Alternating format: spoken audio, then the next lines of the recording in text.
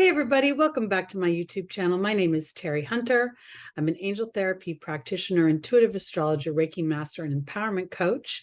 And today I want to talk about the new moon in Virgo that's happening on Saturday, August 27th, 2022 at 1:17 a.m. Pacific time. For the purpose of this video, I am going by whole sign Western astrology. So if you are looking to see where this is happening, you're going to do it based on your rising sign. I'm going to talk about some what I think are sort of peripheral aspects that aren't maybe necessarily making a direct correlation to this new moon, but I think are important. And let's start with Uranus. Uranus is going retrograde on the 24th of August, just a few days before this new moon in Virgo. And Uranus is considered the higher octave of Mercury. So it's very intellectual. It's very airy. It's very full of innovative and forward-thinking, progressive, cutting-edge ideas. So we're going to see Uranus as it is going retrograde. The planet slows down. So even though it's going retrograde on the 24th, it hasn't quite gotten any momentum in its retrograde motion. So it's kind of holding itself stationary. This is very, very powerful because Uranus, being a slow moving planet, holding this 18 degrees in Taurus is going to be very powerful overall, because it is starting to make a square, the final square to Saturn, which comes into play more in October. But now let's get back to this new moon in Virgo, because the new moon in Virgo is at 4 degrees and it's going to be making an exact square to Mars in Gemini. So this is going to give this feeling of really, it can go a couple of ways. Gemini is very social. Gemini is the persuasive side of Mercury, where words are used to persuade others to see our point of view, whereas Virgo by nature sort of involves the process of how I'm going to go about a task. So when I'm looking at the idea that the new moon is making an exact square to Mars, there can be some very snarky conversations with my siblings, with my workmates, my teammates, within my community, also in the media. You may find people being very impatient, maybe like a troll fest on the internet, where people are just speaking very aggressive is the word I want to use. I don't want to really put the idea of war in here, but I feel like overall humanity is sort of reaching this idea of receiving information, and where we used to take it at face value, I believe that we're looking a little bit deeper. So now let me kind of dig into the idea that this is at 4 degrees, this new moon, which is the Cancerian degree. So how am I nurturing my mental health? How am I nurturing my stress? How am I nurturing where I feel in some ways where I am required to be dependable to others? Virgo by nature rules being of service. It rules our pets. It rules our physical and mental health, which are intricately intertwined. And it rules what we are enslaved to. And not necessarily because we are chained to something, but most humans believe that the job they have is integral to their abundance, to them being able to provide for their families. And so thereby, when we pick jobs or we pick situations where we make money or we are in service to others and we're not enjoying that, it becomes stressful and it creates tension on the physical body. So in this new moon, and with Uranus's stationing, I believe that this is an opportunity to really examine what I am and going into, because we're going to have about a week and a half later, Mercury's going to go retrograde. So we have this whole kind of theme of reviewing how we are interacting with others, whether that interaction is really serving the bigger picture of where we want to go, or are we somehow defaulting to what we feel we are obligated to, dutiful to, required to perform, where other people's expectations are coming into play. I also think that this could be a time when people are extremely more so than ever feeling chatty. I feel as if there is the potential of, and I'm going to be kind of gentle, be careful on the roadways. There with Mars involved, and Mars going to be in Gemini for quite some time, because Mars is going to be in Gemini almost to the 25th degree, I believe. And then at the end of October, it's going to retrograde back through Gemini. So we're going to see this sort of really impatient energy with the information that's coming through, with the way people are speaking, the way people are presenting, like how we are. There could very well be issues with our school-age children and how they're being taught and what's being required. And people may rise up and use their voice to express their dismay or their disagreement with how the structure of yesteryear has been fostered without the assessment of how we as a humanity have evolved and what technology has provided for us in our evolution. When I'm looking at this particular moon, this new moon in Virgo, there is really just the one major aspect, which is a square to Mars. And yet at the same time, I can't help but feel that, we're looking at this in an earth sign. The earth sign, we've got Pluto in Capricorn. We have Uranus in Taurus, and Uranus is continuing to make that closer and closer square to Saturn. So there is going to feel a bit of earth-shattering, unexpected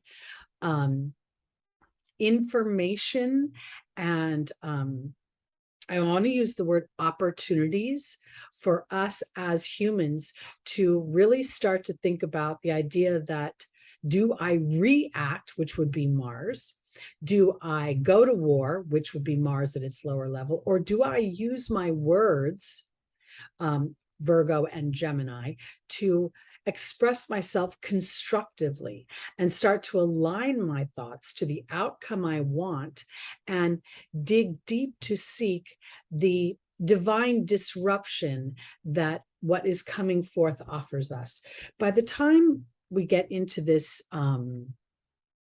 this new moon, we're going to have like 5 planets retrograde, with Mercury just about to go retrograde. And so this is always going to be an opportunity to review, to reflect, to assess in a new way, to reevaluate. Are my thoughts aligned to where I want to go? Are my actions, is my intention aligned to the outcome I want, or am I inadvertently defaulting to an old dynamic that doesn't serve me? I really think this is an opportunity to assess, to I almost feel like this new moon, while it offers opportunities for new seeds to be planted, and we will see the fruition of those new seeds when we get to Pisces season in 2023. But I feel like this is an opportunity to realign with our physical body. Mars represents the physical body. This square between the new moon and Mars and Gemini gives me an opportunity to look at how the information I'm being fed about my physical body and its vulnerability to outside sources or outside influences. I feel as if this is an opportunity for me as an individual to start to claim my power back in the way of my concentrated thought creates concentrated experiences, and my awareness of that is not about trying to turn on a dime, but allowing these reflective influences of Pluto retrograde, of Saturn's retrograde. Uranus is now gone retrograde. We have Jupiter retrograde. We have Chiron retrograde. There's a lot of dynamics that are stretching us to innovate our beliefs, to evolve along with our technology, and to give ourselves permissions to start to believe in ourselves in ways that we haven't before. You know, every thought is really two thoughts. There's the inspired thought of what I want to experience, or what I want to achieve, or what I think will make me happy. And then the boomerang and mostly dominant thought is, how will I get there? And then we will assess the landscape of our lives to determine the viability of that idea. This is where the real revolution and the ascension lies. And this is why I think this new moon in Virgo is planting the seeds for practicality in aligning myself with my thoughts and my actions, in working in tandem. And not because I've necessarily experienced the viability of them before, but because I am a pioneer, Mars. I am brave, Mars. I am courageous, Mars, to allow myself to go through this tense moment where in the new moon, I'm planting seeds I don't know if they will grow. And yet, if I just continue to tend to them, to water them, to not look for the results, but to stay in the present moment, I have a great opportunity to experience something that can create a very rooted and earthbound, and I say this in a positive way, rooted in the earth, new concept of what I can experience. So this gives an opportunity for us to really step into a new earth, a new vibration. And I think that vibration often reflects back on looking at disruption, not in a way of pulling the rug out from underneath me, but to seek the divinity within it. Because the human cannot feel empowered conceptually. The human only feels empowered when they have experienced themselves being powerful. So when we walk through something that is disruptive, and we achieve through that disruption, whether it be conquering our own fears, whether it be actually achieving our goal. There's many different shades of achievement within one experience. So as we allow ourselves to seek out the achievement, to seek out the positive dynamic of the shift, no matter how small in that moment, then we are starting to put our focus in an area that will then start to open doors that we never thought would be opened before. And this is why I think this new moon in Virgo, making a square to Mars and Gemini, feels very much like it's about my mental health, my physical health, and where I may have been enslaved to dynamics or to certain influences making me feel disempowered. I come from an age when you weren't feeling well, they would give you a ginger ale. Or if you were experiencing, there was a lot more, I guess what I want to put is there was a lot more, there was less drugs on the market. You know, there was really only Bayer aspirin or Bayer's children aspirin. There was Alka-Seltzer. There weren't such a variety of different things. And the power was not put into our hands. It was in the doctor's hands. So what I think, and this is where I'm going with this, is that as humans, we are going to become more aware of the influences that are coming over us and our physical bodies. And we're going to start to claim our physical bodies back. And I believe that part of what is going on with this new moon is planting the seeds for our physical and mental well-being, and to go back to a more organic and earthbound way of addressing those issues. We've become a society where we want things to move very quickly. And when we look at Mars making a square to this new moon in Gemini, there is an accelerated energy, both with the Gemini dynamic and the Mars dynamic. But because Mars is about to go retrograde in a month within Gemini, I think there's going to be a lot of reflection and new assertive action to individualize my human experience from what the masses are vulnerable to. So this is the way I want to put it. I feel as if we're going to start to realize that when we believe in our body's health, our body responds. When we believe that we are vulnerable to a certain dynamic, we become vulnerable to that dynamic. We are not completely 100% responsible for everything we experience, but we are co-creating. So I believe that as we start to believe that our bodies are powerful, we will be inspired to take powerful actions to support the body that way, which will both support the mental health as well as the physical health, which will then support the abundant experience that will be offered to us in the coming years. When we get past the years 22, 23, 24, and we get more into 25 and 26, I think we're going to start to see these new structures anchored into this new earth plane.